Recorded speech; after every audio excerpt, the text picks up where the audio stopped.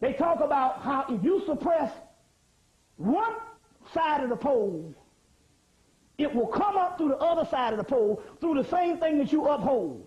That will become the same vice that you suppress. So what we're dealing with here, we're dealing with formulas and polarities. I think that if we don't learn anything as a learned people, when you talk about moralism, it's over and over again, if you talk about moralism and you talk about good, decent behavior, that has to do with your rites of passage. That has to do with the social aspect of your society and not the philosophical aspect. Moral behavior shouldn't even find its way in the philosophical or metaphysical or enlightenment, because this is some shit you're supposed to have neutralized or synthesized by fucking 5 years old. So therefore we got don't do this and don't do that find its way into the sublime philosophy, and as a result we never are able to manifest anything spiritual. Almost 90% of what is the true spiritual aspect you don't get in no religions. You see what I'm saying? All because of something that is supposed to be handled in a rites of passage. You understand what I'm saying? And whereas even the Victorian European, in his rigid code of ethics, based on the Protestant and the Catholic, say that for years they couldn't find no moralism in the mythology or the philosophy of the Africans. Yet the Africans lived a harmonious lifestyle that the European couldn't even match up with. But yet when it came to his mythology or his particular educational system, there was no aspect of moralism in it, because they had already... Moralism is a part that don't even supposed to even enter into this. You're supposed to know right from wrong at a certain age, so therefore we don't have to deal with that shit. You understand the concept? So we don't learn anything but going back to the science. We must understand that ultimately these are formulas. I'll give you an example. And I talked about this the last time. It's in Rudolf Steiner's books, Universe, Earth, and Man, or as well as Cosmic Memory, as well as one called Spiritual Hierarchies. Excellent books was also recommended by Richard King.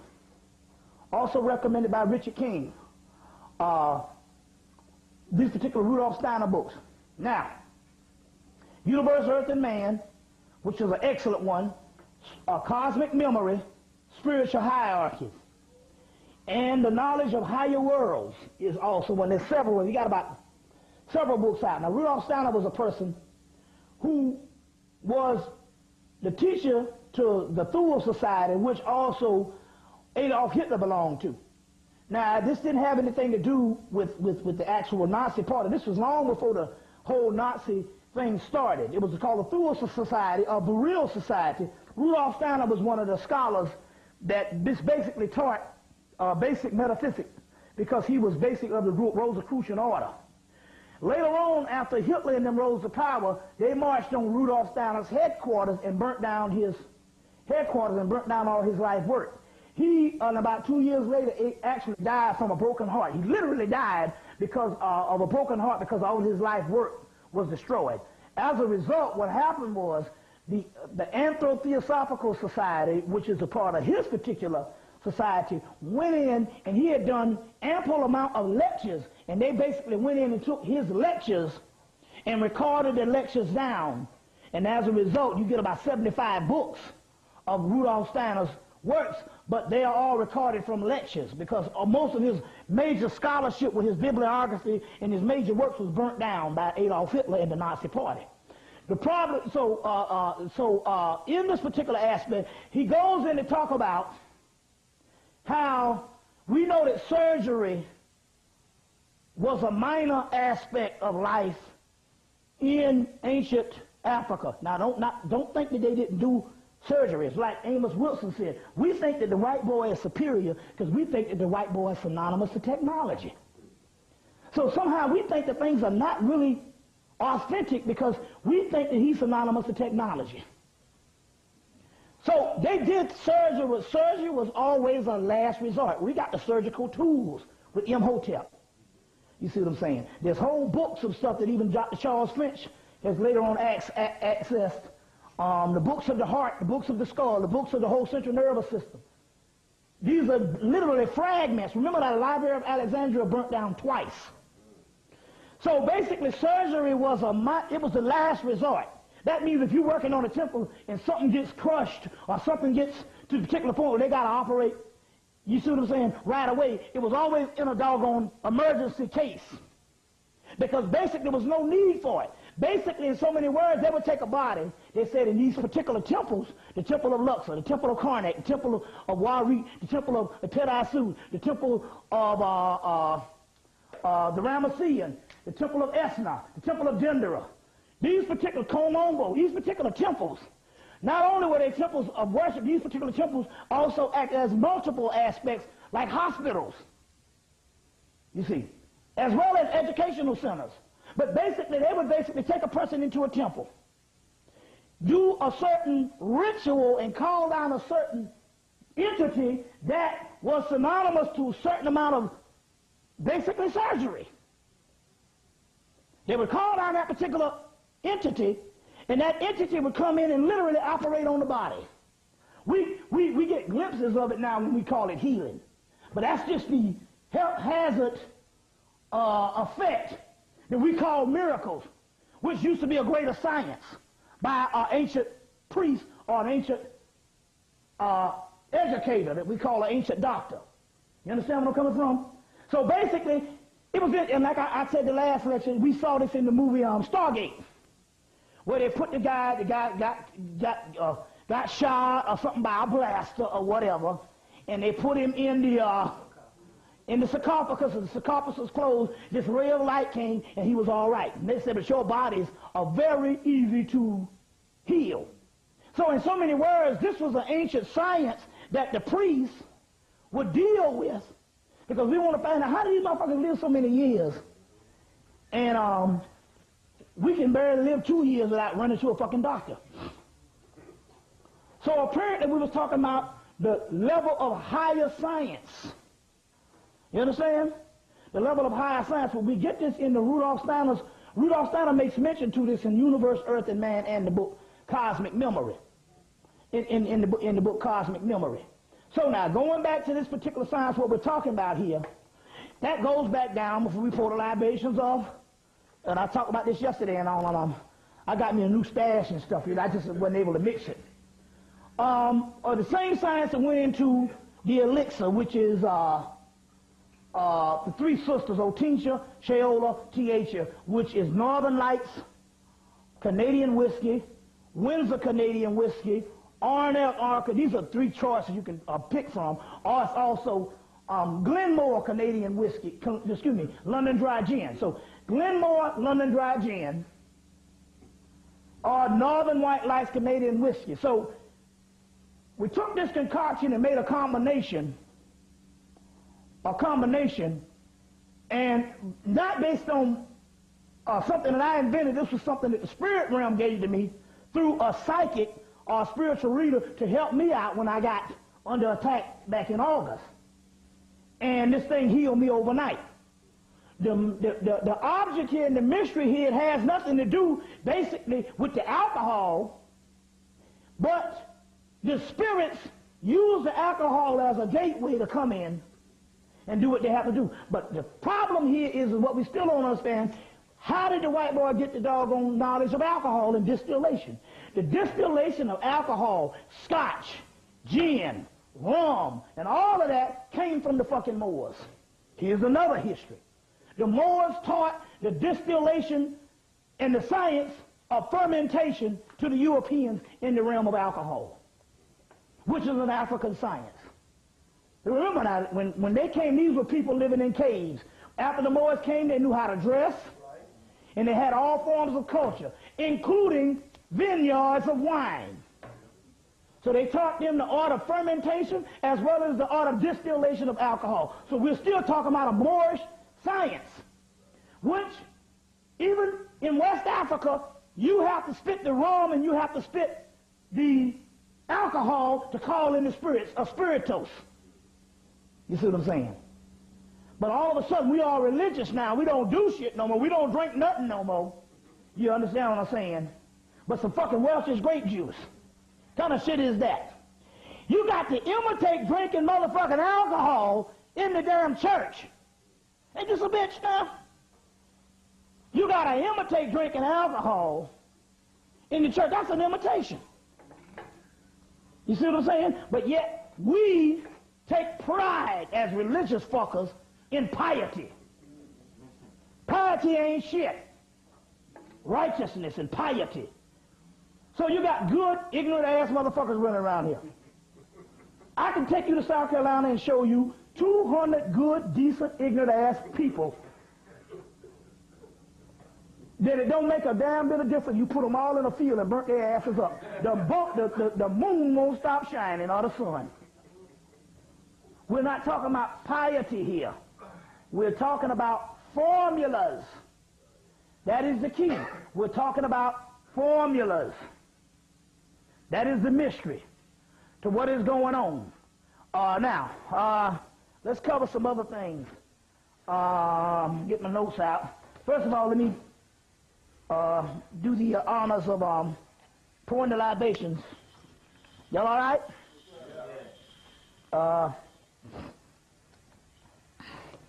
Pouring the libations.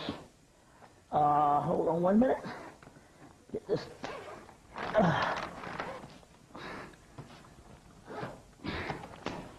Let me get one of these books out here. Pouring the libations. Like I say, we're doing something at this particular time. This is the introduction into what is called the Congo rites. The Congo rites, if you look in the middle of Africa, you will see most maps of Africa.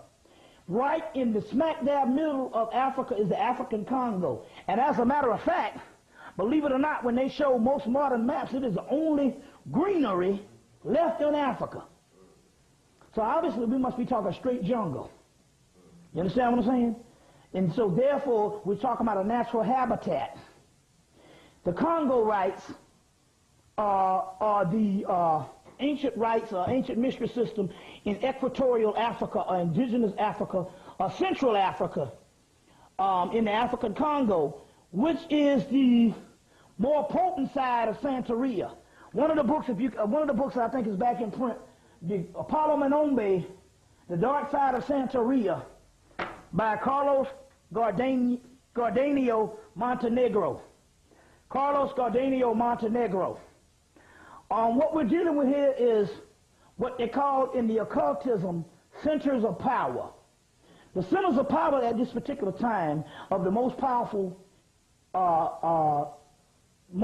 system left would be your Congo rites, because all of the other systems were saturated, which means your Yoruba, your Santeria, and and now even Voodoo has been usurped.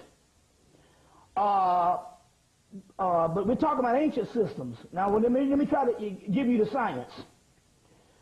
Ancient systems like ancient Hemmitt and ancient Sumerian and ancient whatever, a lot of these ancient systems are defunct in the aspect that there was a time when they had something happen in civilization and there was an interruption into the practicing of these systems. That means they didn't have a priesthood either went underground and died out or fell and was not able to carry on a certain frequency or flow of these particular spirits manifested on the physical earth in this particular dimension. So as a result, the energy of those particular spirits have to go to the existing practitioners that still have a system viable enough to keep this particular energy manifested. So your West African systems, not the stuff what you call Catholicism, Christianity, Islam, and even when you talk about Judaism, because most of your mystical aspect of that stuff was suppressed. But your major world religions are devoid of spiritual systems. You see what I'm saying? Which means the ancient mystery system that dealt with the most latent forms of energy on the planet was suppressed and polished over with fundamentalism and worship, you understand what I'm saying, or basically nothing. Some mystical person a billion miles away which has nothing to do with what goes on this planet. As a matter of fact,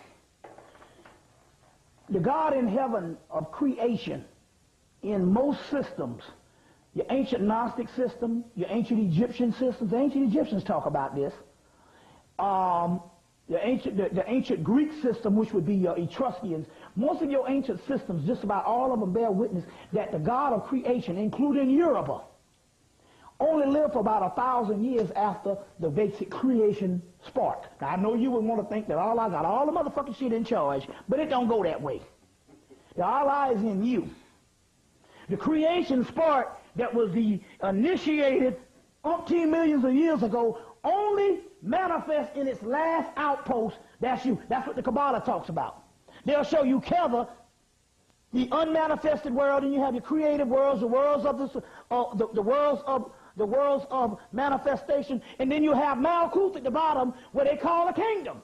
So they say that the light of creation that happened millions of years ago only manifests in one single point in humans now. That means the universe is nothing but a cold, abandoned void of the past, or of nothingness, you see what I'm saying, that has nothing to do with what's going on down here now. Which means we're talking about an energy transferred from thousands of years ago, or millions of years ago, now coming down to one single atom, and that is us. So the God of creation died. It was, the creation itself was a force that created. And that particular force, after the creation, it petered out. And the only thing was left after the creation comes to us. So this whole bullshit about the creator, that's some bullshit. You ain't gonna get nowhere with a goddamn worshiping a motherfucking creator or anything, because that creative spark is in you now. You understand what I'm saying? You know you got a mother that created you, but some of your mothers are dead, right? That means that you are only the extension of what your mother did on some motherfucker she fucked goddamn 50 years ago. You understand what I'm saying? Well, the same shit that happened when it comes to this apparatus, when you really look at the scientific aspect of it. So you worshiping some creator, that might sound good and inspiration, but that don't have shit to do with what you're doing down here.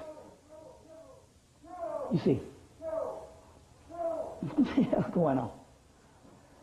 No. That don't have nothing to do with what's going on down here. You see what I'm saying? Now, on the earth plane, since we're not talking about some bullshit that happened millions of years ago, the act was already finished. It's all about like an ejaculation. You shot a ball, you shot a nut 30 years ago, and all of a sudden you still worried about that piece of sperm that you shot 30 years ago.